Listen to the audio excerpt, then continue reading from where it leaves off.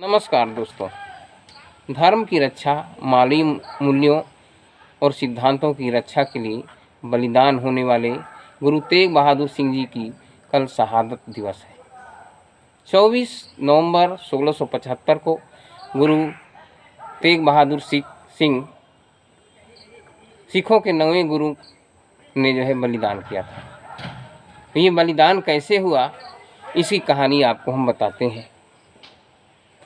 मुगल शासक औरंगजेब का अत्याचार बहुत ही बढ़ चुका था।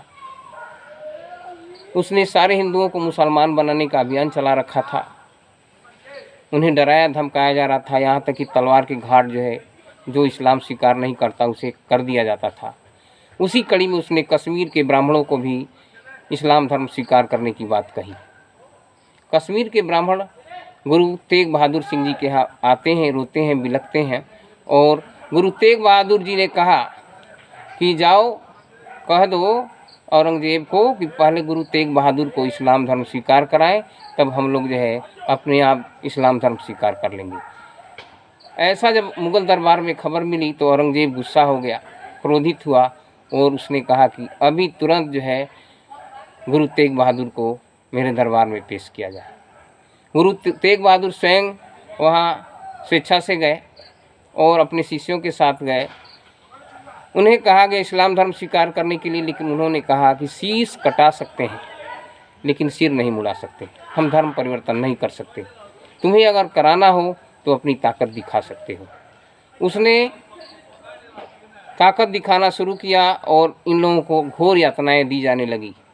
इनके 3 शिष्यों को इनके सामने तरह तरह की यातना दे करके और मार डाला गया।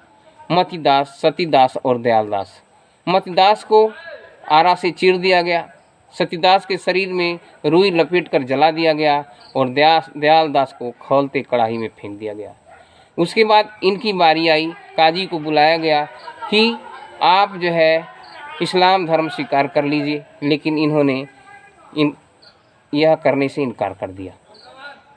औरंगजेब उस समय पूरे भारत के अधिकांश क्षेत्र पर उसका कब्जा था उस समय, और उस समय वो मुगल साम्राज्य में सबसे क्रूर शासक माना जाता था।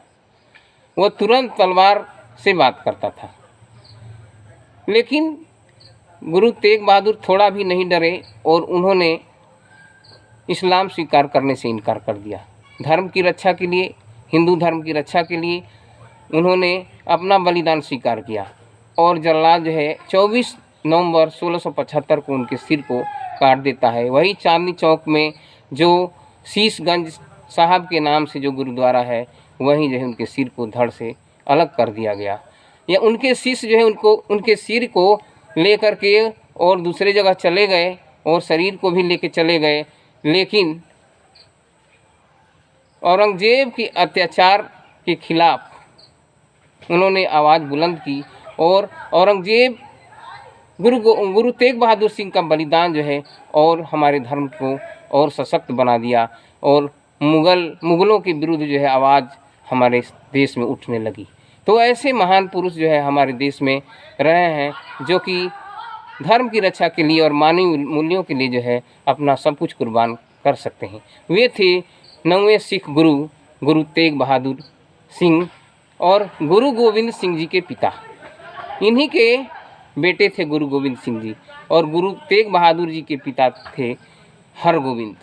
तो ऐसे महान पुरुष हमारे देश में हुए हैं, जिन्होंने सब कुछ देश की रक्षा के लिए, धर्म की रक्षा के लिए, मानवीय मूल्यों के लिए अपना प्राणोत्सर्ग किया।